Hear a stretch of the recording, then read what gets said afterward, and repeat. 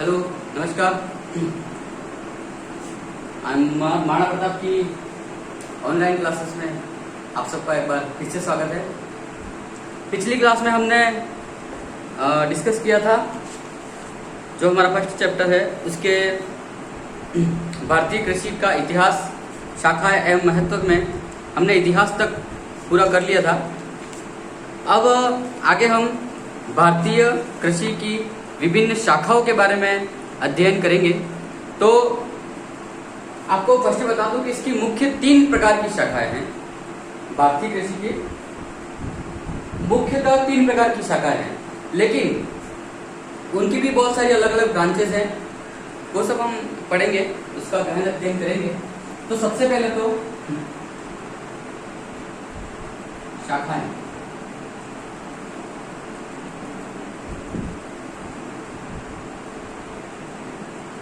सबसे पहले लिखो शाखाएं। किसकी शाखाएं पढ़ रहे हैं हम? एग्रीकल्चर की शाखाएं पढ़ रहे हैं, कृषि विज्ञान की शाखाएं पढ़ रहे हैं।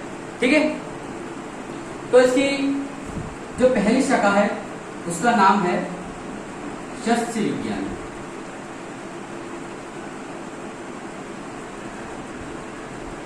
देखो, ये बहुत इंपॉर्टेंट है, क्योंकि कोई भी आगे पूछेगा कि एग्रीकल्चर कितने पार्ट में डिवाइडेड है, तो 3 पार्ट में डिवाइडेड है। शस्य विज्ञान, उद्यान विज्ञान और पशुपालन विज्ञान। ठीक है, दूसरा है उद्यान विज्ञान। मेरे साथ साथ में आप भी नोट करते रहिएगा। और तीसरा है पशुपालन।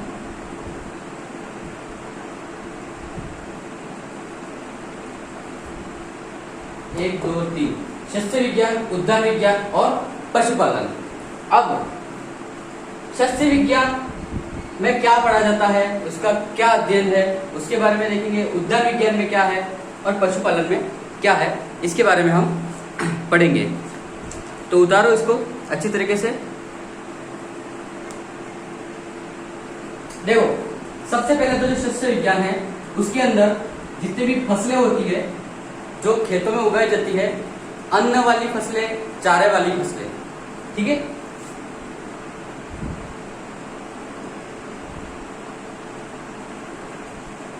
अन्न को अनाज कहते हैं,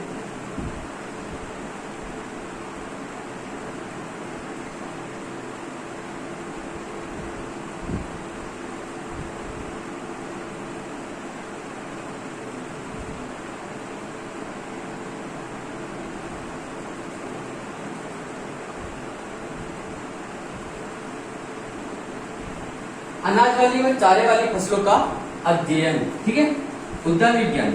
उद्यान विज्ञान के अंदर फल, फूल व सब्जियां,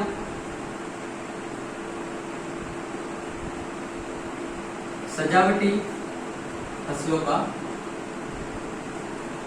अध्ययन।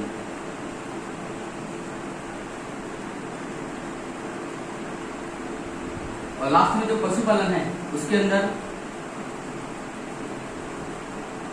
गाय, भैंस, मुर्गी, मछली,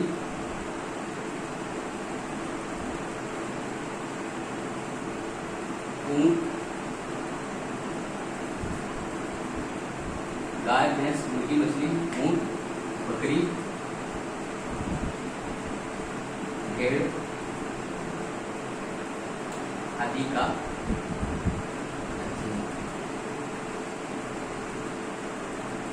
इसमें और भी पशु है, बता देंगे।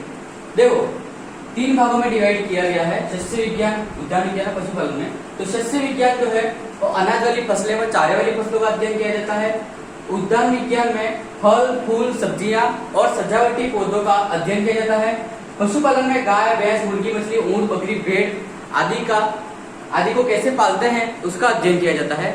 साइंटिफिक स्टडी की जाती है, वैज्ञानिक तरीके से अध्ययन किया जाता है, उसको पशुपालन, उद्यान विज्ञान और शस्य विज्ञान कहा जाता है। ठीक है, अब ये इतना उतारो आप।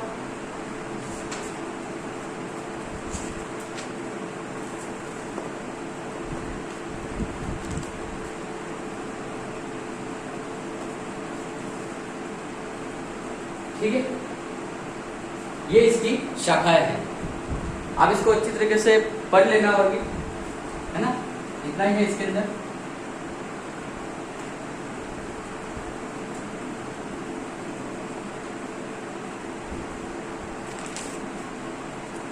इसके बाद में भारतीय कृषि का महत्व हम देखेंगे कि भारतीय कृषि का क्या महत्व है, क्योंकि दुनिया में जितने भी देश हैं सब कृषि करते ही हैं, ठीक है, लेकिन भारतीय कृषि का क्या महत्व है, उसकी क्या अलग विशेषता है, वो देखेंगे हम। तो लिखो महत्व,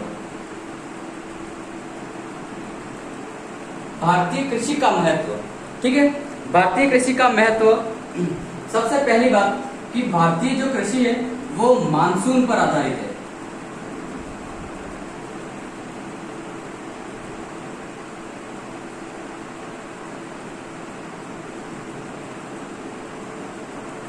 किस पर आधारित है? मानसून, मतलब बारिश आएगी तो ही यहाँ पर खेती होगी, नहीं तो नहीं होगी, ठीक है, मानसून पर आधारित है। दूसरी बात इसकी विशेषता यह है कि अधिकतम जो जनसंख्या है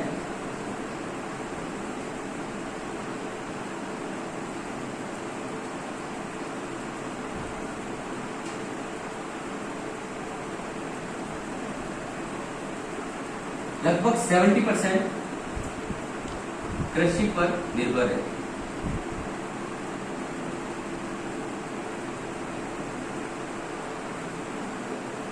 भारत की जितनी भी जनसंख्या है उसकी 70% जनसंख्या सिर्फ और सिर्फ कृषि पर ही निर्भर है, ठीक है।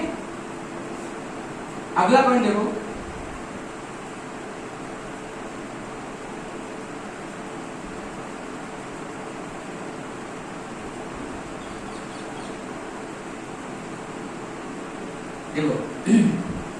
विदेशों में क्या होता है कि नई नई टेक्निक से खेती की जाती है, जैसे कि कल्टीवेटर है, ट्रैक्टर है और जितने भी सीड ड्रिल है उससे। लेकिन आज भी देखना आप भारत में बैलों का बहुत जगह प्रयोग होता है, ठीक है, खेत जोतने के लिए बैलों का बहुत जगह प्रयोग होता है। इसके बाद में जो बुआई करते हैं वो या तो छिड़काव विधि से करते हैं या फिर जो अपना हल आता है उसके अंदर उससे ही अपन बुआई करते हैं, ठीक है। मतलब कि आज भी भारत में पुरानी तकनीकों से ही खेती की जाती है बहुत जगहों पे, ठीक है। हालांकि नई नई टेक्निक्स आ रही है, उनका उपयोग करना चाहिए, लेकिन वो कहते हैं कि टेक्निक जो नई आती है उसके लाभ होते हैं लेकिन कहीं ना कहीं उसकी हानियां भी होती है, ठीक है। इसलिए भारत में आज भी पुरातन तकनीक से खेती की जाती है। अब देखो अन्य देशों में क्या होता है कि फल, सब्जियां, फूल वगैरह बहुत उगाते हैं, लेकिन भारत ऐसा देश है जहां पर खाद्यान्न फसलें ज्यादा उगाई जाती है।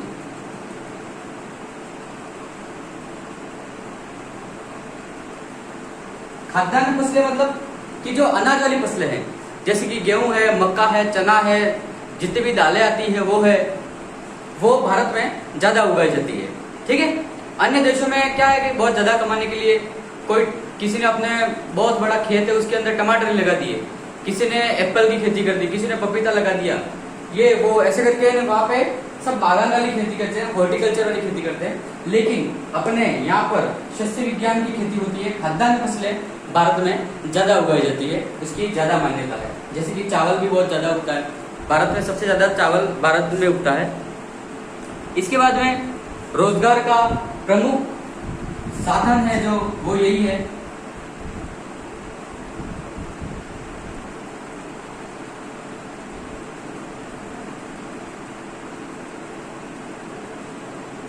अब रोजगार का प्रमुख साधन क्यों है? देखो जैसे कि मेरे पास में एक खेत है 10 बीघा का। अब उस 10 बीघा के खेत में क्या मैं अकेले मजदूरी कर सकता हूँ? नहीं कर सकता हूँ। मुझे उसके लिए सबसे पहले खेत को जोतने के लिए ट्रैक्टर की आवश्यकता है। तो ट्रैक्टर मेरे खुद के पास तो है नहीं, कोई दूसरा लाएगा, उसका भी रोजगार चल रहा है, ठीक है। इसके बाद में उसमें बुआई के लिए सीड ड्रिल मशीन चाहिए, तो वो भी दूसरा बंदा लाएगा, तो उसको भी रोजगार मिल रहा है। इसके बाद में अगर मैं बेल चाहता हूँ, बेल चाहिए मुझे, तो कोई आदमी है उसके पास बेल है, उसको मैं लाऊंगा तो उसको भी रोजगार प्राप्त होगा। इसके बाद में मेरे खेत में कृषि कार्य करने के लिए बहुत सारे लोगों की जरूरत होती है, तो उनको लाऊंगा मैं तो उनका भी रोजगार होगा, है ना। इसके बाद में जो खेत से जो उत्पादन होता है, उस उत्पादन को कोई व्यक्ति यहाँ से ले जाके कहीं दूसरी मंडियों में बेचता है, तो उसको भी रोजगार प्राप्त होगा। इस प्रकार से रोजगार का प्रमुख साधन कौन सा है? अपना एग्रीकल्चर है। भारतीय जो कृषि विज्ञान है, जो भारतीय कृषि है, वो रोजगार का प्रमुख साधन है अपने भारत में। ठीक है। इसके बाद में अपने देश में क्या है कि जो कृषि तो है, लेकिन उसके साथ साथ में, कृषि के साथ साथ में अपने पशुपालन में भी भारत प्रमुख है। ठीक है। सबसे ज्यादा गाय भारत में पाई। ये थोड़ा मैं मिटा रहा हूं, आप इसको उतार लीजिएगा अच्छी तरीके से, तो यहाँ पे लिखना है।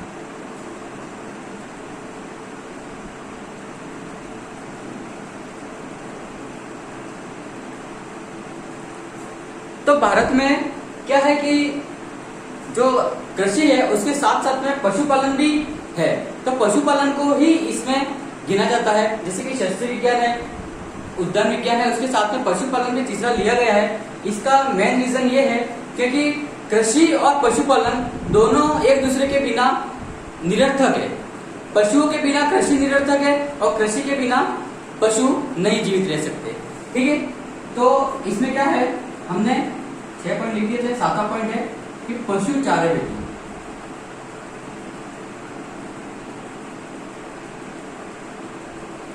अब पशु चारा हेतु एग्रीकल्चर क्यों किया जाता है? देखो हमारे भारत में यूं है कि जितने प्रतिशत गेहूं लगता है, उतने ही प्रतिशत बाजरा जो आता है, बाजरा और रीछ का भी लगता है। क्यों? क्योंकि भाई वो पशु को खिलाने के लिए चाहिए अपने को, है ना। पशु हरा चारा, अभी आपने देखा होगा ये खरीफ का सीजन चल रहा है, तो खरीफ के सीजन में बहुत सारा बाजरा लगता है, बहुत सारा ज्वार लगता है। ऐसा क्यों? क्योंकि सबके पास पशु हैं, खेती के साथ साथ में पशु भी हैं। लोग बैलों का इस्तेमाल करते हैं तो उसको चारा खिलाना पड़ता है। लोगों को दूध उत्पादन के लिए गाय और भैंसें, बकरी आदि रखनी पड़ती है, ऊंट रखने पड़ते हैं, भेड़ रखनी पड़ती है, तो उनको चारा खिलाना जरूरी है। तो चारा खिलाना जरूरी है, तो चारा आएगा कहाँ से? कृषि से आएगा। कृषि करेंगे तो ही चारा आएगा। पहले बीज की बुआई करेंगे बाजरे की, तो ही चारा उत्पन्न होगा। ठीक है। इसके बाद में 8वां पॉइंट है वस्त्र उद्योग के लिए कच्चा माल। तो मतलब कि सीधा मतलब है कपास।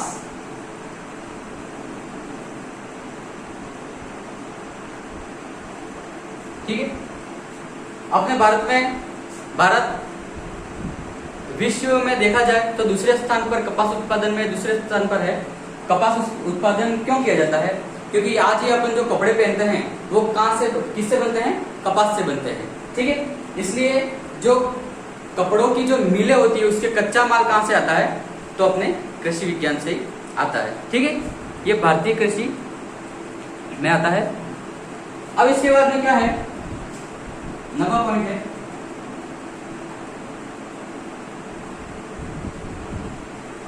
विदेशों में आयात निर्यात। देखो भारत एक ऐसा देश है जो चावल उत्पादन में बहुत आगे प्रथम स्थान पर है। तो भारत का चावल अमेरिका तक भी जाता है, लंदन तक भी जाता है, सब जगह जाता है भारत का चावल। क्योंकि भारत के चावल की विशेषता है क्योंकि उसका मानसून जो साउथ में है, साउथ में जो जैसा मानसून है वो चावल की खेती के लिए सबसे श्रेष्ठ माना जाता है, इसलिए वहां पर चावल ज्यादा होता है। अब चावल ज्यादा होता है तो अपने देश में तो पूरा होता ही है, लेकिन बहुत सारा बच जाता है। तो वो क्या करते हैं, अपने भारत देश के जो खाद्यान्न जो मंत्रालय वगैरह है वो क्या करते हैं, इस चावल को विदेशों में बेचते हैं, फिर उससे अच्छी आमदनी आती है। तो भारत में कुल मिला के जो अपनी इकोनॉमी है, अर्थशास्त्र है, वो किस पर डिपेंड है? एग्रीकल्चर पर डिपेंड है। तो विदेशों में आयात व निर्यात के लिए इसका उपयोग होता है। इसके बाद में क्या है, कृषि आधारित जितने भी उद्योग है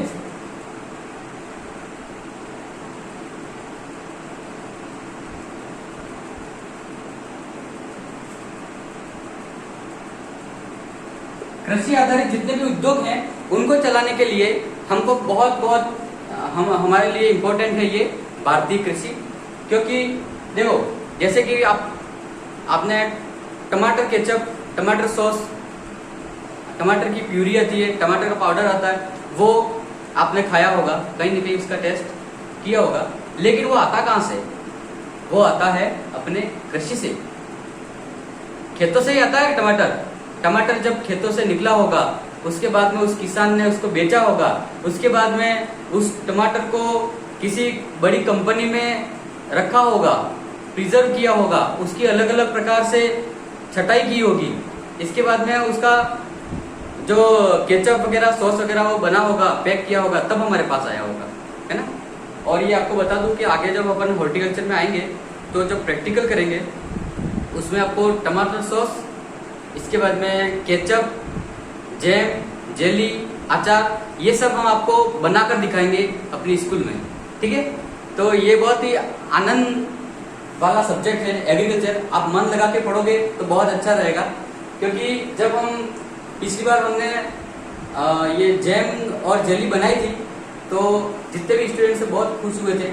इसके बाद में जो एग्जामिनर सर आए थे उनको भी बताया था कि ये देखो हमने ये बनाया है, बहुत अच्छी बनी थी। तो आगे भी हम बनाएंगे, आप हमारे साथ में ऐसे ही एग्रीकल्चर में जुड़े रहिएगा, बनाएंगे। मन में आ रहा होगा खाएंगे भी, तो हाँ खाएंगे भी। तो इसके बाद में अगला जो पॉइंट है वो है कृषि विज्ञान के क्षेत्र, ठीक है। ये अपना महत्व इसके पूरे हुए, अच्छे से इसको उतारना। ये नोट्स जो बनेंगे आपके वो बहुत ही काम के हैं। तो अब देखो कि अगला पॉइंट ये है कृषि विज्ञान के क्षेत्र, कि भाई किन किन क्षेत्रों के लिए ये उपयोगी है। तो ये देखो वैज्ञानिक खेती, एक बार ये पॉइंट लिख लेता हूं मैं अच्छे से।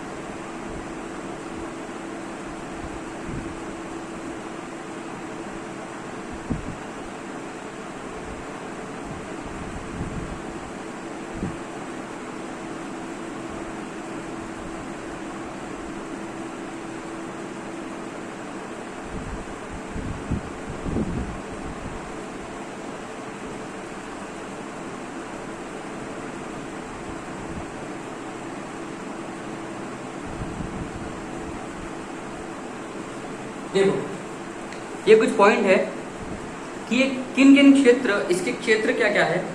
तो देखो अभी वैज्ञानिक खेती है, ये नया पॉइंट है, एकदम लेटेस्ट जो पॉइंट है वो है, इसलिए मैंने सबसे ऊपर लिख दिया है इसको। तो जो वैज्ञानिक खेती है उसके बारे में आपको बता दूं कि पुरातन काल से अपने यहाँ पे एग्रीकल्चर होता रहा है, लेकिन इसका जितना उत्पादन होता है भारत में वो उत्पादन रह नहीं पाता, वो बिगड़ जाता है। तो उसके लिए क्या करेंगे कि हम उसको प्रिजर्व करेंगे, उसको हम संरक्षित करेंगे। तो संरक्षित करने के लिए कौन सी तकनीक का उपयोग करना पड़ेगा? तो वैज्ञानिक तकनीकों का उपयोग करना पड़ेगा। इसके बाद में क्या है कि पहले लोग जो खेती करते थे, बुआई करते थे, तो हल से बुआई करते थे। काफी समस्या है कि बेल नहीं होते थे लोगों के पास में, बेल मर जाते थे। पशु प्लेग नाम की जो बीमारी आई थी 90s में, उससे भी काफी नुकसान हुआ था, काफी सारे बेल मर गए थे। तो ट्रैक्टर का विकास हुआ, सीड ड्रिल का विकास हुआ, डायरेक्ट जुताई भी हो जाती थी, उसमें ही बुआई हो जाती थी, ठीक है, उसमें ही पाटा लग जाता एक ही बार में। तो नई टेक्निक आई, उससे बहुत ही फायदा हुआ है लोगों को, किसानों को, अपनी एग्रीकल्चर को। थोड़े बहुत नुकसान तो हैं इसके, लेकिन फायदे भी बहुत सारे हैं, काम को आसान कर दिया है, ठीक है। अब यहाँ पे आते हैं, ये पॉइंट बिल्कुल अलग है वैज्ञानिक खेती। इसके बाद में ये जो 4 पॉइंट है ये बहुत बहुत इंपॉर्टेंट है। तो सेवा क्षेत्र, सबसे पहले तो सेवा क्षेत्र में क्या आता है कि एग्रीकल्चर में आने के बाद में, ये अपने लिए है, एग्रीकल्चर में आने के बाद में हम किस किस प्रकार से अपनी सेवा दे सकते हैं, ये है। तो सबसे पहले तो प्रसार कार्य में,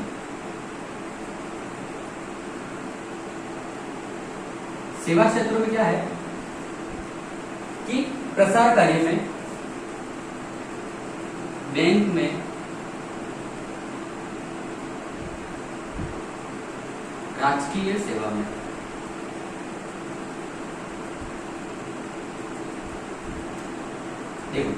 अब इसका मतलब क्या बोलेगा, प्रसार कार्य। आपने जैसे कि अभी 11वीं में हो, आप 12वीं में आओगे, फिर इसके बाद में first year, second year, third year, fourth year की बीएससी करोगे। बीएससी करते ही आपके जो नाम है उसके पीछे लग जाएगा कृषि विशेषज्ञ। ठीक है, आप डिग्रीधारी हो तो मतलब कि आप कृषि विशेषज्ञ हो, मतलब कृषि में आपने विशेष योग्यता प्राप्त की है अन्य लोगों की अपेक्षा। मतलब आपने बीएससी एग्रीकल्चर कर लिया तो आप कभी भी अपना नाम इस प्रकार से लिख सकते हो, जैसे कि मेरा नाम है मीत त्रिवेदी। मीत त्रिवेदी, इसके बाद में आप कोष्टक बना के लिख सकते हो यहां पर कृषि विशेषज्ञ।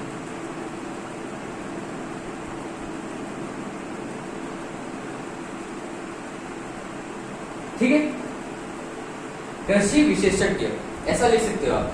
अब क्यों लिख सकते हैं, क्योंकि हमने बीएससी एग्रीकल्चर किया है, हमने इसमें जो मास्टरी हासिल की है कृषि में उसको कृषि विशेषज्ञ बोलते हैं। ठीक है, तो मैं अक्सर अपना नाम लिखता हूँ तो उसके पीछे ऐसे ही कोष्टक बना के कृषि विशेषज्ञ लिख देता हूँ, जिससे कि सामने वाले को पता चलता है कि नहीं ये कृषि में कुछ जानता है। ठीक है, वैसे आप बीएससी जब रनिंग होती है आपकी, फर्स्ट ईयर में एडमिशन ले लेते हो, तब से ही आप कृषि विशेषज्ञ बन जाते हो। ठीक है, आप किसी को एडवाइस दे सकते हो, मतलब कि आप विशेषज्ञ हो, आपको जानकारी इसके बारे में, तो आप किसी को एडवाइस दे सकते हो कि भाई खेती करनी है तो कुछ इस तरीके से करो, वैज्ञानिक तरीके से करो, इस तरीके से करो। ये थोड़ी एक्स्ट्रा जानकारी आपके लिए। इसके बाद में देखो सेवा क्षेत्र में जो प्रसार कार्य है, तो प्रसार कार्य जब अपन बीएससी एग्रीकल्चर कर लेते हैं, इसके बाद कृषि विशेषज्ञ बन जाते हैं, इसके बाद में हम किसी को भी एडवाइस दे सकते हैं, तो वो प्रसार कार्य के अंदर आता है। बैंक में जो जितने भी बैंक है उसके अंदर हम सेवा दे सकते हैं, किसी को लोन चाहिए, किसी को वो चाहिए कृषि के बारे में जानकारी चाहिए, तो वो बैंक में रहकर भी हम दे सकते हैं। जो बैंक में जो मुख्य अधिकारी के तौर पर कृषि बीएससी एग्रीकल्चर जो किया है उसको ही लेते हैं बैंक में, मुख्य अधिकारी जो कृषि अधिकारी होता है उसका। इसके बाद राजकीय सेवा में, राजकीय सेवा में बहुत सारे स्कोप में अपने एओ, डब्ल्यूओ, सुपरवाइजर, एग्रीकल्चर असिस्टेंट ऑफिसर, ये सारे। इसके बाद बैंक में एओ की पोस्ट होती है, उसमें तहसील स्तर पर भी होती है, जिला स्तर पर भी वैकेंसी होती है। ये सब राजकीय सेवा में, ये सब हम आपको और बताएंगे, बस आपको यहाँ पे इतना लिखना है कि राजकीय सेवा में।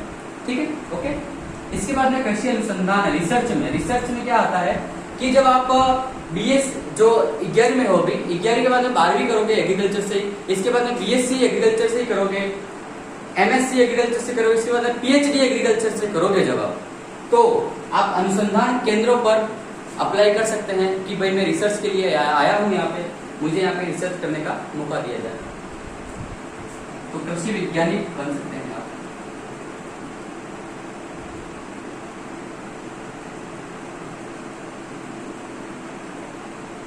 कृषि वैज्ञानिक बन सकते हैं। इसके बाद में आप जितने भी बीज, खाद, उर्वरक, दवाइयाँ, जितने भी बीज, खाद, उर्वरक, दवाइयाँ जितनी भी है उस पर आप शोध कार्य कर सकते हैं। ठीक है, ऐसी कंपनियों जो बीज बनाती है, खाद बनाती है, उर्वरक बनाती है और दवाइयाँ बनाती है, ऐसी कंपनियों में जाकर आप अप्लाई कर सकते हैं कि भाई मैं पीएचडी हूँ, मुझे आपके यहाँ पर कार्य करने का अवसर दिया जाए, अनुसंधान करने के लिए। ठीक है, इसके बाद में क्या आता है कृषि उद्योग। कृषि उद्योग का मतलब क्या होता है, और कृषि उपज व्यापार, ये दोनों लगभग सिमिलर लगते हैं, लेकिन इन दोनों में काफी अंतर है। कृषि उद्योग क्या होता है, कृषि उद्योग का मतलब यह होता है कि भाई किसी के खेत में उत्पादन हुआ, ठीक है, उसको ले जाकर दूसरी जगह पे बेचना, ये कृषि उद्योग के अंदर आता है। जैसे कि मेरे खेत में 10 क्विंटल गेहूं हो गए, तो मैंने नहीं बेचा, किसी ने और ने ले जाके बेचे, तो वो उसका उद्योग हो गया। ठीक है, इसके बाद में ये जो बीज, खाद, उर्वरक, जो दवाइयाँ होती है उसका व्यापार होता है, वो भी कृषि उद्योग के अंदर आता है। तो लिख लीजिए थोड़ा सा।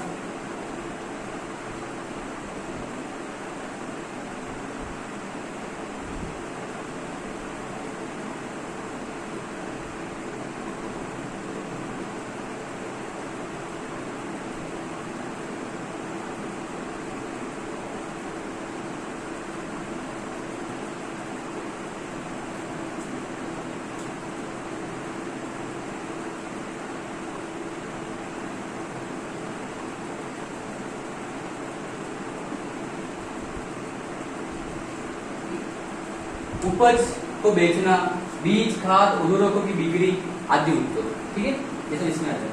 अब ये लास्ट वन है कृषि उपज व्यापार।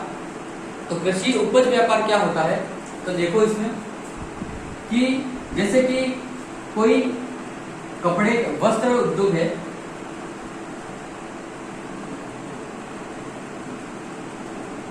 वस्त्र उद्योग है, तो वस्त्र उद्योग तो किसी ने लगाया है, लेकिन उसको कपास की आवश्यकता है, तो कपास की आवश्यकता की पूर्ति कौन करेगा, तो जो किसान है वही करेगा, जो कृषक है वही करेगा, खेत से ही आएंगे। तो वस्त्र उद्योग जो है उसके लिए कच्चा माल कहां से आएगा, कृषि विज्ञान से, ठीक है। इसके बाद में जितने भी बड़ी बड़ी इंडस्ट्री है, जैसे कि फ्रूट प्रिजर्वेशन, मतलब कि अचार वगैरह जो बनाते हैं,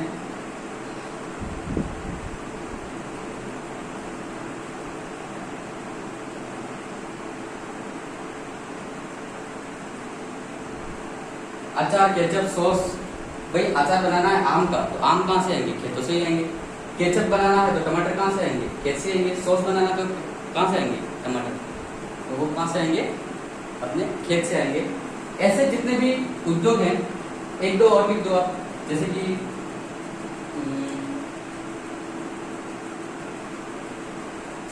अपना ये कागज उद्योग है,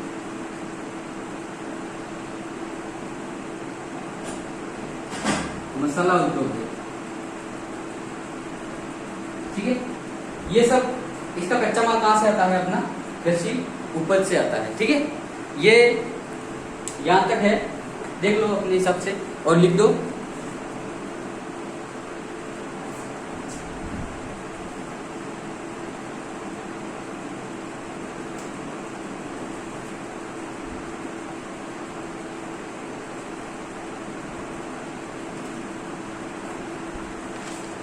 देखो आपको किसी भी प्रकार का डाउट हो तो आप यहाँ पे पूछ सकते हो, ठीक है।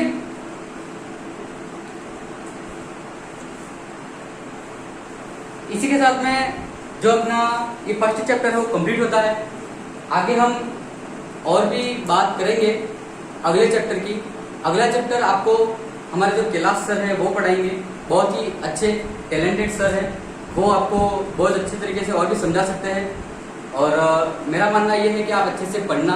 देखो हम तो अपना पढ़ाने का कार्य अपनी ईमानदारी से पूरा करेंगे, लेकिन आपको पढ़ना है या नहीं पढ़ना है वो आप पे डिपेंड करता है, आप पे निर्भर करता है। इसलिए अच्छे से पढ़ो। Best of luck. Thank you very much.